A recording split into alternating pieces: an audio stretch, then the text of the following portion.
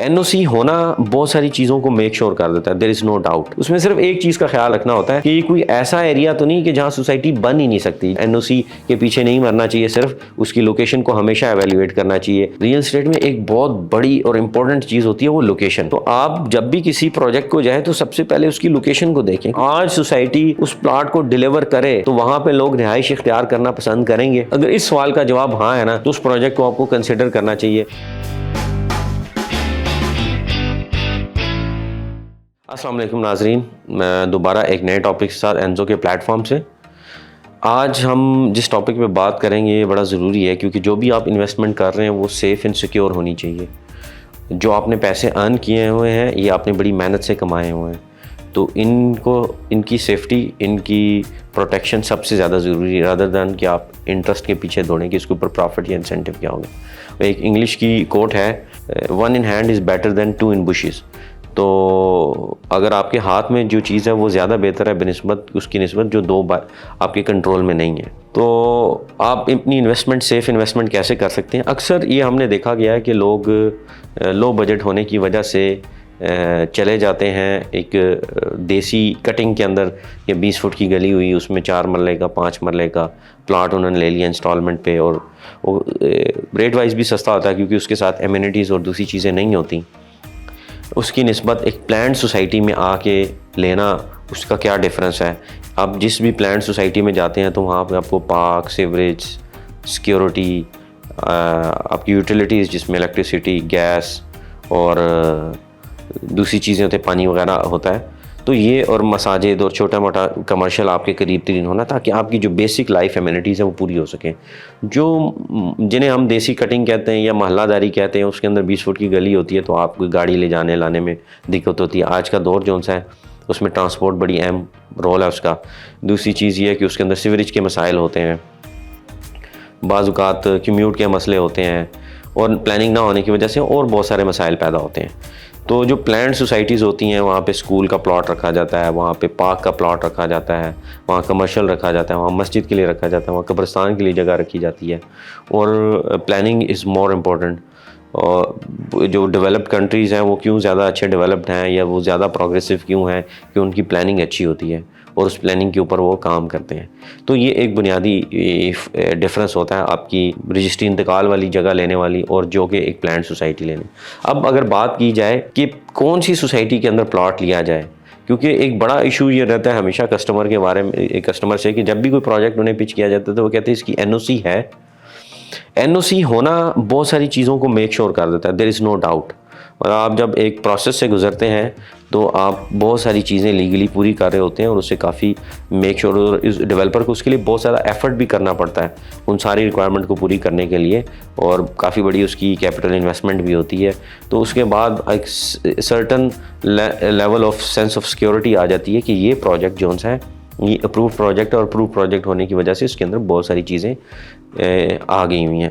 तो it's no doubt कि आप अप्रूव प्रोजेक्ट की तरफ जाएं, पर अप्रूव प्रोजेक्ट के साथ साथ आपको जो सबसे इम्पोर्टेंट चीज़ है ना वो देखने वाली होती है कि रियल एस्टेट में एक बहुत बड़ी और इम्पोर्टेंट चीज़ होती है वो लोकेशन, और दूसरी अहम जो चीज़ होती है उसके अंदर वो भी लोकेशन होती है, और जो तीसरी सबसे अहम चीज़ है वो है लोकेशन, और फिर चौथी उसकी डेवलपमेंट और उसकी प्लानिंग, उसकी अप्रूवल्स वगैरह ये सारी आ जाती हैं। अब मैं आपको एक मिसाल देता हूँ कि बहुत सारी सोसाइटीज़ इस्लामाबाद के नाम पे बिक रही हैं, जो कि ओवरसीज़ में, या ऐसे लोग जो इस्लामाबाद के जोग्राफिक नॉलेज से अवेयर नहीं है तो वो उन सोसाइटीज़ में चले जाते हैं दूर दराज की, जैसे किंगडम वैली है। हर छोटा डीलर उस किंगडम वैली को सेल कर रहा है। उसको सेल होने की दो बुनियादी वजह थी कि ये सबसे पहले अप्रूव थी नया पाकिस्तान से, दूसरी चीज़ ये थी कि इसकी प्राइस जो फ़ाइल थी वो बहुत थोड़ी थी, 50,000, 60,000, 70,000। तो इस प्राइस रेंज के अंदर हर बंदे की पॉकेट साइज़ में आ रहा था। पर ये बहुत जुल्म हुआ है हमारी सोसाइटी के साथ कि आप उसे इस्लामाबाद करके सेल करें, हालांकि ना तो वो इस्लामाबाद है ना रावलपिंडी है, बल्कि रावलपिंडी से भी 40-50 किलोमीटर दूर है। तो मकसद ये कहने का कि उसकी एनओसी तो अप्रूव्ड है और प्राइस भी बड़ी ल्यूक्रेटिव है, पर उसकी लोकेशन इतनी ऑड है कि वहाँ जाते जाते बंदा जो है ना बूढ़ा हो जाता है। तो सबसे अहम जो चीज़ है वो लोकेशन है। तो आप जब भी किसी प्रोजेक्ट को जाएं तो सबसे पहले उसकी लोकेशन को देखें कि उसकी लोकेशन कैसी है। क्या वो आज सोसाइटी उस प्लॉट को डिलीवर करे तो वहाँ पे लोग रिहाइश इख्तियार करना पसंद करेंगे? अगर इस सवाल का जवाब हाँ है ना, तो उस प्रोजेक्ट को आपको कंसिडर करना चाहिए। फिर उसके बाद आ जाती है उसकी एनओसी के मराहिल।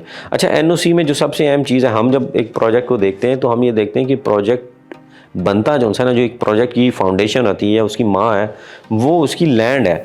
अगर उस प्रोजेक्ट ने लैंड एक्वायर की हुई है, उसके नाम पे है, तो वो बाकी प्रोसेसेस पूरे कर सकते हैं, क्योंकि लीगल प्रोसेस हो। उसमें सिर्फ एक चीज़ का ख्याल रखना होता है कि ये कोई ऐसा एरिया तो नहीं कि जहाँ सोसाइटी बन ही नहीं सकती, जैसे कि ग्रीन एरिया होते हैं, फ्लड एरिया होते हैं, या कोई एनवायरमेंटल इफेक्ट डल रहा होता है। ऐसे एरियाज़ में एनओसी नहीं दी जाती। उसके लिए ज़रूरी होता है कि प्रोजेक्ट्स जो उनसे वो PP1 ले लेते हैं, उसे कहते हैं प्लानिंग परमिशन। प्लानिंग परमिशन लेने का मकसद ये होता है कि आप यहाँ सोसाइटी बना सकते हैं, उसकी प्लान कर सकते हैं, उसकी इन्वेस्टमेंट कर सकते हैं, और उसके बाद आप फिर उसकी अप्रूवल प्रोसेस में चले जाते हो। तो PP1 अगर उसके पास है और उसने लैंड एक्वायर कर ली, क्योंकि सबसे एक्सपेंसिव लैंड होती है, डेवलपमेंट एक्सपेंसिव नहीं होती, लैंड सबसे ज़्यादा एक्सपेंसिव होती है, और ये वक्त के साथ महंगी होती जा रही है इतनी स्पीड से कि आपने अगर बर वक्त लैंड नहीं परचेज की हुई तो जिस रेट पे आपने सेल किया होता है वो आप डिलीवर नहीं कर सकते उसको। तो लैंड जो है वो उनके पास अगर है, उनके पास PP1 है, तो हम सर्टन लेवल ऑफ सेटिस्फेक्शन आ जाता है कि ये प्रोजेक्ट डिलीवर हो सकता है। फिर उसके बाद हम देखते हैं कि ग्रुप कैसे हैं, लोग कैसे हैं, ये काम करना चाहते हैं, इनकी इंटेंशन है या नहीं है, ये बड़ी मैटर करती है। और फिर हम देखते हैं कि अगर उनके पास एनओसी है तो ये नो डाउट ये कि मतलब अल्टीमेट ये चीज़ होती है। फिर उसमें भी देखा जाता है कि बाज़-औक़ात एनओसीज़ जो सी है, अब चकबेली रोड पे अभी 2-3 प्रोजेक्ट्स जो आए हुए हैं, उनके 150 कनाल 200 कनाल की एनओसी है, और वो बेच इस तरह रहे हैं जिस तरह उन्होंने 50,000 कनाल पे प्रोजेक्ट लॉन्च कर दिया। तो ये भी बड़ा मैटर करता है कि अगर उन्होंने एनओसी ले ली है तो क्या उनके पास जितनी क्वांटिटी में वो अपने प्लॉट सेल करें, क्या उतनी लैंड भी उनके पास अवेलेबल है कि नहीं है। तो मैं अब एक मिसाल देता हूँ। अभी 2 प्रोजेक्ट्स जो से है ना वो आ रहे हैं, एक रवात की तरफ आ रहा है, उसके बारे में इंशाल्लाह नेक्स्ट किसी वीडियो में हम बताएंगे आपको, और एक प्रोजेक्ट आ रहा है एक्सप्रेस वे काकपुल से जस्ट 6 to 7 मिनट्स ड्राइव के ऊपर है, और एडजेसेंट टू DHA फेज 7 है। ये मेन कोहूटा रोड के ऊपर इसका फ्रंट है। अब ये प्रोजेक्ट समाना स्मार्ट सिटी, पाकिस्तान का वो स्मार्ट सिटी होगा जिसके अंदर सबसे ज़्यादा स्मार्ट फीचर्स हैं। इसके बारे में एक पूरी डिटेल वीडियो की आप हमारे YouTube चैनल्स पे देख सकते हैं। दूसरी चीज़ इसके अंदर ये है कि इसका मैप रिवील हो चुका हुआ है, और ये सोसाइटी प्लॉट नंबर के साथ सेल्स कर रही है। तो इसका मतलब ये है कि अगर आप प्लॉट नंबर और सेल्स और मैप है तो आप एक सर्टन जगह पे बैठ गए हैं और आपको लोकेशन की 100% ऑथेंटिकेशन हो गई है। दूसरा, इनके पास लैंड एक्वायर्ड है, स्मार्ट फीचर्स इनके बड़े ज़बरदस्त हैं, प्लानिंग बड़ी ज़बरदस्त, 82 वाले आई गेस हैं टाउन प्लानर, बहुत बड़े टाउन प्लानर हैं पाकिस्तान में।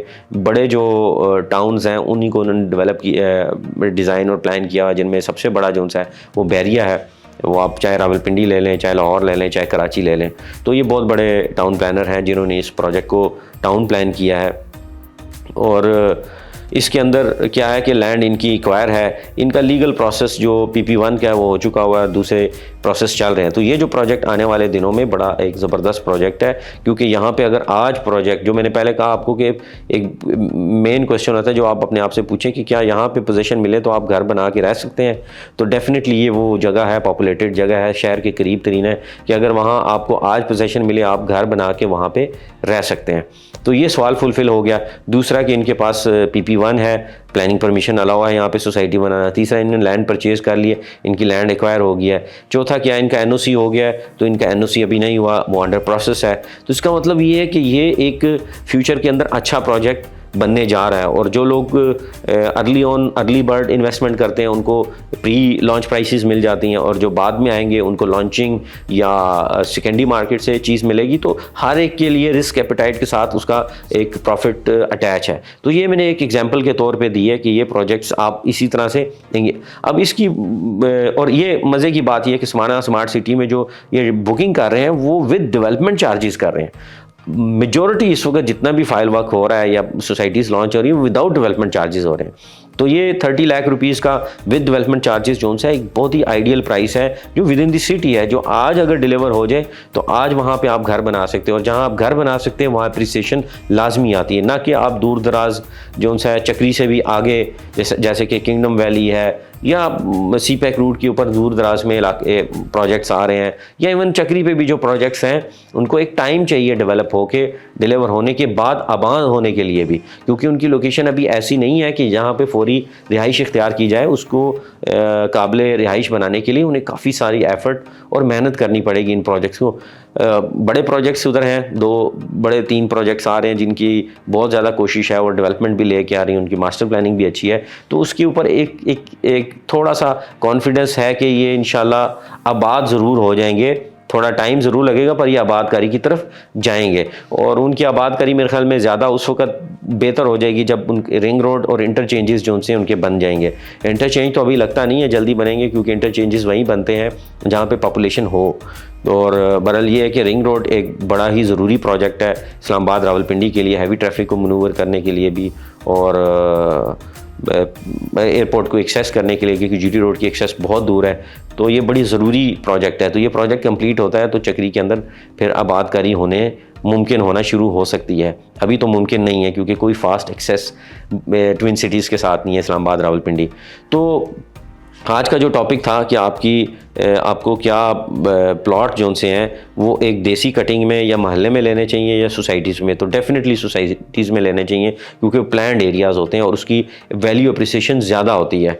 दूसरी चीज़ ये है कि आपको किसी भी प्रोजेक्ट में इन्वेस्टमेंट करने के लिए एनओसी और विदाउट एनओसी देखना चाहिए। तो definitely NOC is a priority, पर एनओसी के पीछे नहीं मरना चाहिए, सिर्फ उसकी लोकेशन को हमेशा एवेल्यूएट करना चाहिए, उसकी क्रिटिकल एवेल्यूशन ज़रूर करनी चाहिए कि क्या उसके अंदर आज अगर डिलीवर होता है तो हम घर बना के रह सकते हैं। इस क्वेश्चन से आपकी इन्वेस्टमेंट जो है वो ज़्यादा प्रॉफिटेबल हो सकती है। दूसरी चीज़ ये है कि अगर उसके पास एनओसी नहीं है तो क्या चीज़ें देखी जाएं कि जो कि आपको एक प्रोजेक्ट के अंदर सेफ्टी एंड सिक्योरिटी दे। तो एक तो ये है कि उसकी प्लानिंग परमिशन होनी चाहिए, उसकी लैंड एक्विजिशन देखनी चाहिए कि उसने लैंड कितनी एक्वायर की है, और दूसरा उसका लीगल प्रोसेस कहाँ पे और किस लेवल पे पहुंचा हुआ है। चौथा वो ग्रुप कैसा है, उनकी रिप्यूट कैसी है, उनकी इंटेंशन कैसी है, उनकी आप प्रेजेंटेशंस उनसे मुलाकात करके, उनके रिप्रेजेंटेटिव से मुलाकात करके, उनके साथ उनके विजन को अंडरस्टैंड करके देख सकते हैं कि मार्केट में पहले कितना काम किया और अभी आके क्या डिलीवर करना चाहते हैं। तो आज तक के लिए इतना ही। कोई भी क्वेश्चन इस हवाले से हो तो हमारे कमेंट सेक्शन में लाजमी कीजिएगा। थैंक यू, अस्सलाम वालेकुम।